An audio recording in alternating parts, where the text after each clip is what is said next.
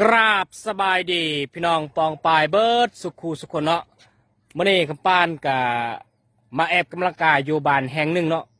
กำปานบ่ฮู้ซื้อบ้านพี่น้องอ่านภาษาเกาหลีบ่เป็นพี่น้อง เนี่ยเห็นบ่พี่น้องบ้านกะโอ้ยสะอาดสะอ้างพี่น้องเส้นทางกับป้าโถสะดวกสบายพี่น้องและก็อยู่ติดกับทะเลอีกพี่น้องเห็นบ่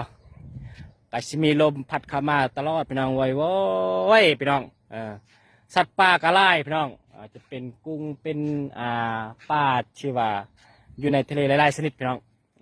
แต่ว่าคนเกาหลีเขาเจ้าบกคอยได้หาปลาอยู่ทะเลเนาะส่วนน้อยเขาจะกินปลาคิดนี่นะส่วนหลักเขาก็จะไปแบบสิอยู่ตลาดบ่หรือไปบ่อนชื่อว่าใหญ่ๆเนาะเขาเจ้าขายอาหารทะเลโดยเฉพาะเนาะมีคนเขาเจ้าหามาขายอยู่แคมป์ทะเลเขาเจ้าไปซื้ออยู่บนนั้นเนาะก็ส่วนน้อยเช่นคนเกาหลีเขาเจ้าไปหาปลาคิดนี่พี่น้องแต่ว่ามีหลายพี่น้องเนาะเห็นบอกพี่น้องบ้านนี้ถือว่าเงียบดีพี่น้องโอ้ยเงียบสงัดดีเว้ยบ่มีการซุ่มเซลบ่มีเสียงตู้เสียงเพลงอย่างเลยพี่น้อง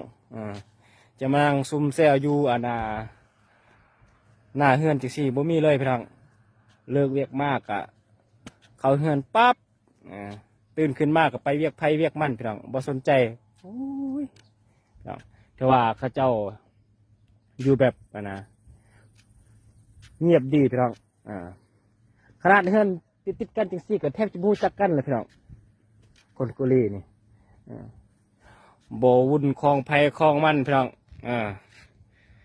เป็นเครื่องบ่รู้จักสิ่งที่มีค่าเนาะป้าอยู่แคมเฮือนบ่มีโจรสิไปลักนี่โอ้บ่มีพี่น้องยากขนาดกำแพงเขาเจ้าก็ยังยากจะเฮ็ดกำแพงอ้อมเฮือนก็ป่าแบบโล่งๆเลยสิ่งที่มีค่าอย่างต่างๆเขาเจ้าก็ป่าอยู่หน้าเฮือนเนาะบ่มีโจรสิมาขี้ลักบ่สิมาลักไปจังซี่จังซั่นบ่มีพี่น้องให้เกียรติซึ่งกันและกันแต่ว่าสุดยอดประเทศนี้ที่ว่าคนนี้เกินว่าคนที่ว่ามีความรู้แล้วก็เป็นคนที่ว่าอยู่ในประเทศที่ว่าพัฒนาเนาะทุกสิ่งทุกอย่างมันก็สมบูรณ์หมดเขาเจ้าก็เลยบ่มีการแบบขี้ลักมักยกบ่การจะมาล่วงละเมิดบ่สิทธิ์ของผู้นี้ผู้นั้นบ่มีพี่น้องสบายเลยเงียบพี่น้องวันนี้ก็มาแออกกำลังกายลุดดาวทองบ่ลงจากเถื่อพี่น้องตั้งคันได้3-4 เดือนแล้วพี่น้องสิเกิดลูกเลยนี่ สบายดีหมู่เพื่อนวัดสุขุสุขคนเด้อโอ้ยกันภาษาเกาหลีเป็นกับสิแปรเบิ้งพี่น้องแต่ว่าบ้านแห่งนี้ก็ขึ้นกับเมืองเทกูเนาะเมืองซงจูคันว่าเมืองซงจูนี่เอิ้นว่าแขวงพี่น้องแขวงซงจูเนาะแต่ว่าอยู่บนกำปั้นอยู่เอิ้นว่าเมืองเทกูเนาะถ้าว่าเป็นเมืองใหญ่อันดับ3ของประเทศเกาหลีใต้พี่น้องเมืองซงจูเนาะถือว่าเจริญพัฒนาพี่น้องโอ้สุดยอดเลยบรรยากาศสัพพดีอยู่พี่น้องซ้ำนี้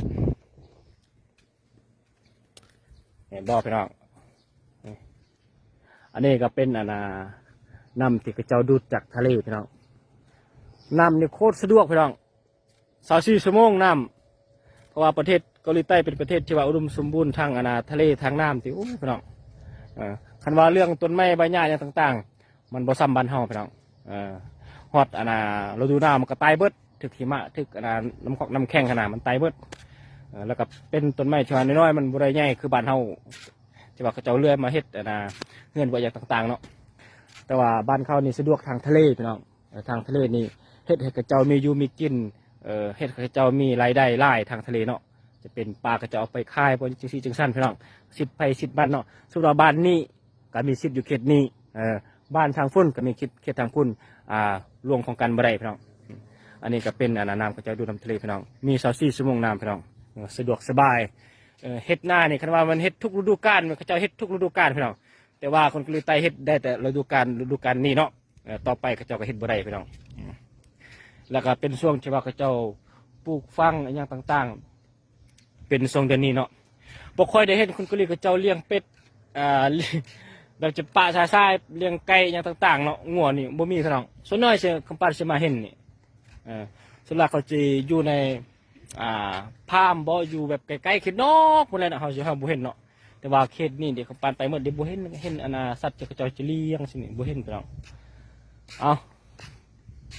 มาออกกำลังกายพี่น้องเพื่อสุขภาพทักทายสบายดีเด้อบ่สุขสุขคนคนกะลีหัวควันพี่น้องเห็นคำปันรีวิวก็เจ้าก็มาเบิ้งพี่น้องโอ้คนกะลีนี่แม่นหลักข้าวทางใดเนาะขอแปลกประหลาดพี่น้องหลักข้าวบ้านนอกคอกหน้าเว้ยทำมาหากินเป็นลูกจ้างบ้านเพิ่นเมืองเพิ่นพี่น้อง